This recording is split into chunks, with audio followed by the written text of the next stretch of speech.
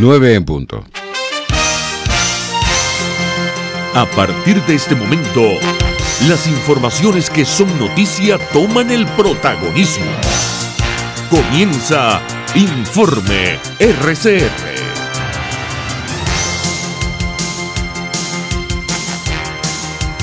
Muy buenos días, bienvenidos a este Informe RCR de hoy, 7 de septiembre de 2018. Como siempre, los saludamos a nombre de Jaime Nestares en la dirección general de la estación, de Willy Arcaya en la gerencia de producción, de Jackson Vargas en la coordinación de redacción, en la producción de este espacio, Marilia García, en la dirección técnica, César Arteaga. Frente a los micrófonos, quien les saluda, Argenis Barreto, en nombre de todo el equipo. Les recuerdo que nos pueden escuchar en el estado Carabobo en Radio Puerto Cabello 1290 AM. Y en internet también nos pueden ver en la cuenta de Twitter, en el Periscope, de @RCR750. También otra forma de poder ver y escuchar nuestra programación es a través de rcr.tv, la radio que se ve para Venezuela y el mundo. Y allí hay un banco de videos donde usted puede ver nuestra programación en diferido. Si no tiene tiempo de verla en vivo, lo puede ver por ahí, al igual que en el Periscope. Ya iniciamos nuestra ronda informativa del día de hoy. Mario Bonucci, rector de la Universidad de los Andes, expresó su rechazo a la tabla salarial que quiere aplicar el gobierno en el sector universitario, basada en el nuevo salario mínimo de 1.800 bolívares soberanos. La gran sorpresa que recibimos, primero recibimos un instructivo en el cual no diferencian absolutamente ningún tipo de los profesionales, tanto el profesor, el empleado, el obrero, va a cobrar un adelanto de 400 bolívares fuertes, el equivalente a 7 días, el equivalente a un salario mínimo. Eso despertó las alarmas en todo el país cuando recibimos el instructivo, porque nos están colocando tabula rasa a todos en el sector universitario, de acuerdo con ese instructivo.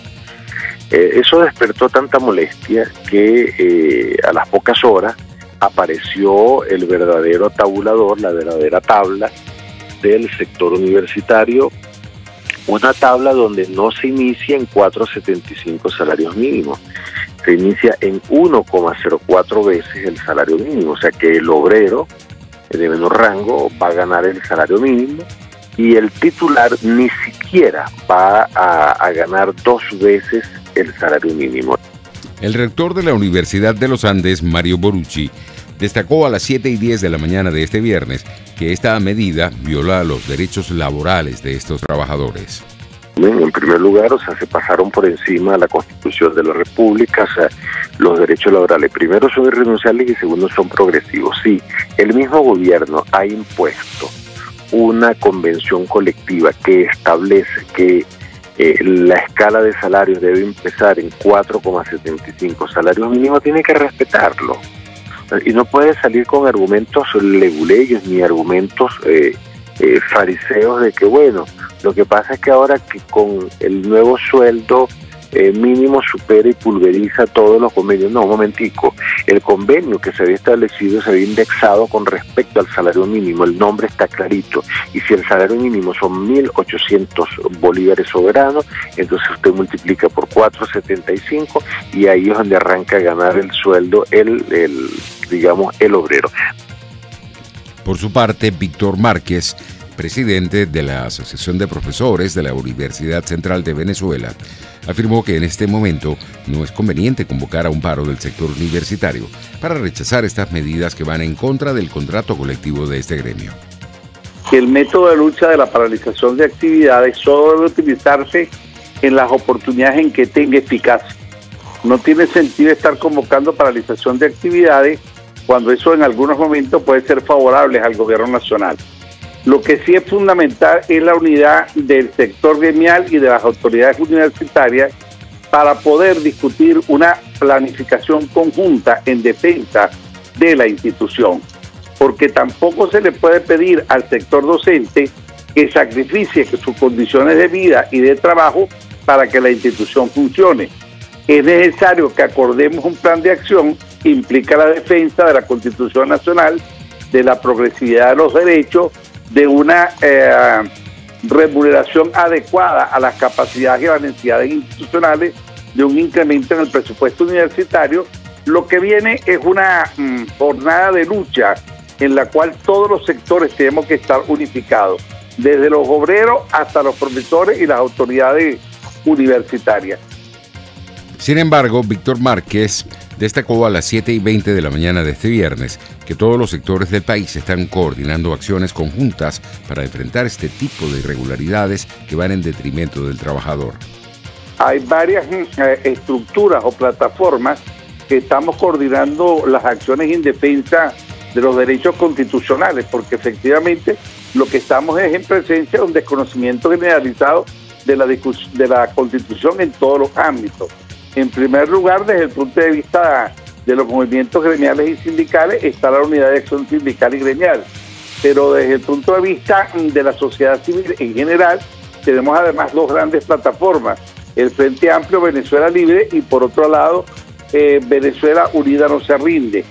Todas estas estructuras en este momento se están articulando, no están actuando de manera aislada, sino que están coordinando las actividades, y eso hace suponer, bueno, que en el futuro cercano la coordinación y la lucha en defensa de las necesidades de los ciudadanos se va a incrementar de manera unitaria, como ha venido, por ejemplo, ocurriendo con el sector de la salud. El sector de la salud está protestando, pero no está protestando solo. Lo que tenemos es que articular más, porque en este momento, afortunadamente, el gobierno se metió con todo el mundo. Es decir, no hay ningún sector laboral que no haya sido afectado, porque efectivamente lo que ocurrió fue la eliminación de la contratación colectiva. Eso implica que el gobierno va a imponer cuál es el contrato de trabajo, cuáles son las condiciones laborales y cuáles son los salarios.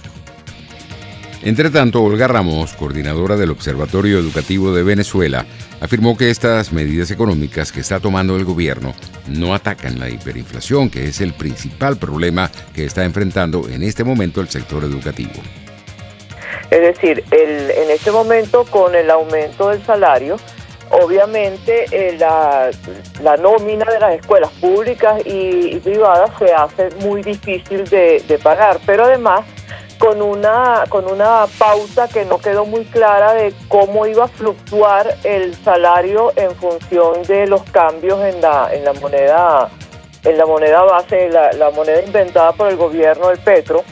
Se supone que el salario va a variar en función de ello. Entonces, si hubiese un alza con respecto a la base inicial del momento en que fueron dictadas las medidas con el salario mínimo, obviamente, pues a lo largo del año escolar habrá que hacer ajustes, pero no se establece cómo va a ser esa dinámica de la variación del salario, pero esa dinámica puede afectar también el funcionamiento de las escuelas, porque los gastos en las organizaciones escolares fundamentalmente son gastos de personal. O sea, cuando la inversión se hace en educación, hay una parte de la inversión que se dedica a la adquisición de recursos educativos, al mantenimiento del plantel, pero el peso fundamental de la inversión mensual de una escuela se hace en el pago de personal. Olga Ramos destacó igualmente a las 7:40 de la mañana que el sector público no tiene la capacidad de absorber los alumnos que emigren de los colegios privados que cierren sus puertas por la crisis económica. El Ministerio de Educación dijo que iba a entregar unas nuevas escuelas entre septiembre y noviembre, pero no se dice si las escuelas que se van a inaugurar van a ser escuelas realmente nuevas construidas, o va a ser como siempre unas escuelas rehabilitadas o que recibieron mantenimiento mayor y se inauguran como si fueran nuevas, pero realmente no son nuevas. Lo que no hay una previsión real de aumento de aulas de clase y de espacio para atender a los niños que migrarían de las escuelas privadas hacia las públicas. No se ha aclarado cómo se va a manejar esa situación, porque además tú estarías, si no tienes nuevas aulas, incrementando la densidad de estudiantes por aula, lo que implica tener menos espacio por estudiante en el aula, pero además la capacidad de atención de un docente, cuando deja de tener 30 niños y pasa a tener 35 o 40 niños, pues por supuesto se reduce. O sea, entonces la atención que en educación cada vez tiende a ser más personalizada, pues se convierte en una atención mucho más generalizada, lo que baja la calidad de la educación. 9:10. Tinedo Guía, presidente del Colegio Nacional de Periodistas, aseguró que el paquete de medidas económicas puesto en marcha por el gobierno, como el aumento del salario mínimo, dieron el golpe de gracia a muchos medios de comunicación que no tienen la capacidad de cumplir con estas obligaciones. Aunque muchos periodistas migraron a las páginas web, no es lo mismo una página web que necesita poco personal para funcionar como lo necesitan los medios impresos o una emisora de radio o de televisión, y en consecuencia en estos últimos tiempos hay 11 medios cerrados en todo el país, que han tenido que despedir a la gente y que han dejado en la calle a familias en el sustento necesario para que esas familias puedan avanzar en sus necesidades básicas y fundamentales. Tomando en consideración todo esto, culmina con aquella célebre frase que dijo un día Andrés Izarra de la hegemonía comunicacional. Quieren quedarse con un solo medio, o mejor dicho, con los 600 medios que están en poder del Estado, y que los medios independientes no tengan vida. Tinedo Guía destacó que los medios más afectados son los que han mantenido una línea crítica contra el gobierno. Sobre todo el resto de la República, centro-occidente, prácticamente incomunicado con sus prensas locales, el centro del país también, con periódicos que han cerrado, y que fue comprado por un grupo afecto al gobierno, tampoco está en circulación. Diarios centenarios como el Impulso de Barquisimeto, diario El Tiempo de Barcelona, en el estado de Anzoátegui, también han tenido que pasar a ser semanarios, o con las demandas y los ataques contra informaciones como por ejemplo el Nacional, la página web del Nacional, o el diario Tal Cual. De manera que hay una agresión permanente contra los medios de comunicación independientes, porque pareciera que al gobierno le interesa más que persista la mentira que se busca la verdad. Y eso es lo que hacen los periódicos. En los programas de investigación periodística se busca indagar un poco en la verdad que esconde la noticia, y por lo tanto eso molesta y pisa callos e incomoda a los que viven permanentemente en la oscuridad y quieren que la mentira sea el elemento fundamental del cual asirse para decir que todo está perfecto, que todo está bien, que todo está normal. Para Trino Márquez, sociólogo y profesor universitario, el carnet de la patria es un mecanismo perverso de empadronamiento con el cual el gobierno, a través de la tecnología, trata de controlar a toda la población. Esto lo indicó a las 8:10 de la mañana de este viernes. Empadronada es un mecanismo para chantajearla, para extorsionarla y para crear en los procesos electorales la ficción, la fantasía de que el voto puede ser detectado, la inclinación del voto puede ser detectada, porque se juega mucho. El carnet ese de la patota sirve mucho para jugar con el inconsciente de la gente.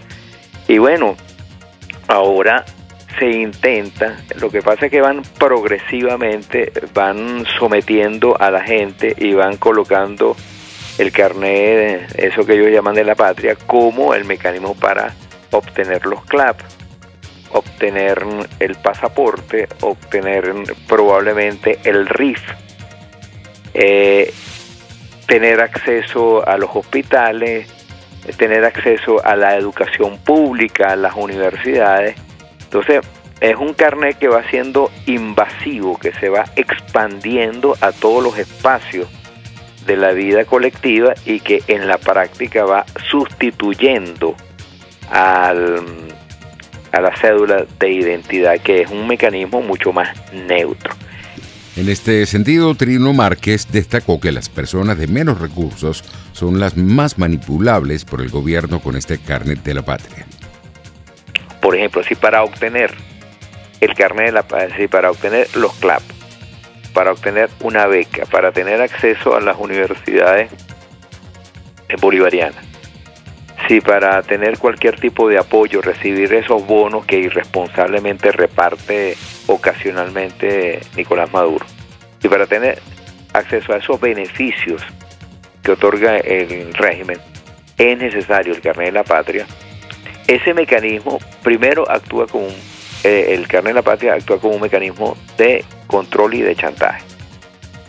Y en segundo lugar, ese mecanismo se utiliza en los puntos rojos y en ese mecanismo que se llama el carrusel durante los procesos electorales, porque el elector de los sectores más pobres del país, que son la inmensa mayoría de los venezolanos, tiene que empezar por esos puntos rojos, entregar el carnet de la patria, y luego de que entregan el carnet de la patria, pasan de nuevo para entregar la constancia de que ellos votaron por el candidato del oficialismo.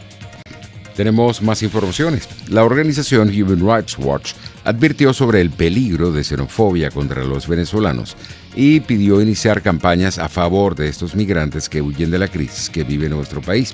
Nuestros colegas de La Voz de América nos amplían esta información. La crisis del éxodo venezolano en el continente ha sido analizada en detalle por Human Rights Watch. Aunque de acuerdo a Naciones Unidas, 2.300.000 venezolanos han huido de su país desde 2014 a causa de la crisis humanitaria que atraviesa, la ONG estima que la cifra es mucho mayor. No hay un precedente regional de un éxodo masivo de ciudadanos que huyen con lo opuesto, que huyen caminando, con los pocos recursos que han logrado salvar, con niños pequeños, con ancianos. José Miguel Vivanco, director de Human Rights Watch para las Américas, enumeró naciones como Colombia, Panamá, Ecuador, Chile, Perú, Aruba y Brasil, entre otros, donde se dirigen miles de venezolanos semanalmente. Y Vivanco advierte sobre lugares donde esta comunidad es objeto de ataques. Producto algunas veces o muchas veces de la xenofobia que está surgiendo en algunos sectores, en algunos países. Esta no es felizmente un problema generalizado. Allí, en todo caso, creemos que los gobiernos tienen un gran rol que cumplir. José Miguel Vivanco también coincide con otras opiniones sobre la instalación de un mecanismo regional de inmigración, herramienta que facilitaría dar respuestas masivas al éxodo que continúa en desarrollo. Unificar criterios, unificar prácticas, unificar políticas, unificar legislación. Por su parte, Tamara Tarasiuk, también de la organización, alerta sobre el peligro al que están sometidos los inmigrantes venezolanos indocumentados. Y los expone a más vulnerabilidad, los expone a trata de personas, a explotación laboral, a explotación sexual, y esos son los problemas que estamos viendo. José Pernalete, Voz de América, Miami. Los obispos peruanos reunidos en la asamblea plenaria de la Conferencia Episcopal señalaron que la creciente migración en el país no debe ser vista como una amenaza, sino como una oportunidad para enriquecerse mutuamente, en alusión a los miles de venezolanos que ingresaron en los últimos meses a Perú. Perú, con unos 430.000, es el segundo país con el mayor número de migrantes venezolanos por detrás de Colombia, que acoge a casi 1 millón, según cifras que ofrecieron autoridades de migración de ambos países la semana pasada en Lima. Entre tanto, un total de 75.560 venezolanos solicitaron regularizar su situación migratoria en Brasil desde 2015 hasta el pasado mes de agosto, en medio del éxodo de ciudadanos que afecta a varios países de la región, según un balance de la Policía Federal divulgada por el gobierno. Son las 9:18 minutos, es hora de ir a publicidad y al regreso tendremos más informaciones.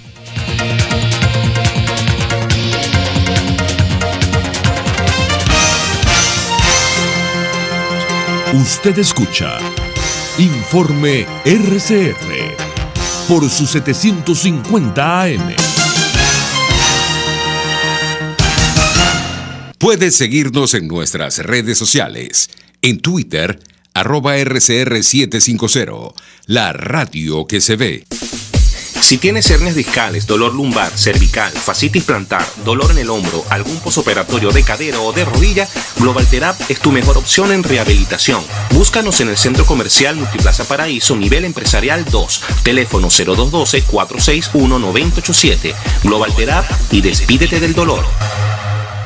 Cuando pienso en frescura, pienso en Central Madeirense. Y sé que solo allí encontraré lo mejor en productos de primera calidad, donde las frutas y vegetales son traídos directamente del campo, con olor a tierra fértil, a tierra venezolana. En Central Madeirense son más frescas.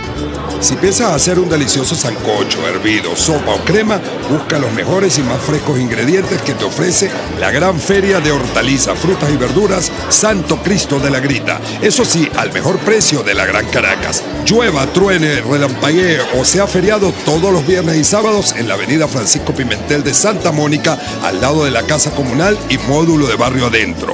Gran Feria Santo Cristo de la Grita, economía y calidad. Dosis Alternativa es una ventana abierta donde usted hallará respuestas a diversos temas de salud que nos preocupan. El cáncer de cuello uterino es evidentemente una patología maligna que se desarrolla a nivel del cuello del útero. Dosis Alternativa les hace llegar de una manera sencilla y amena la orientación de profesionales que necesita para comprender y manejar correctamente situaciones de nuestro día a día. La hiperactividad se traduce en excesiva actividad motora, que son estos niños que están en continuo movimiento, corren, saltan, muchas veces cuesta que puedan respetar los límites. Dosis Alternativa con Marilia García y Jackson Vargas, de lunes a viernes a las 9:30 de la mañana, solo por RCR y rcr.tv, la radio que se ve. Les estamos presentando Informe RCR, el compacto informativo de esta hora, solo por RCR 750 AM.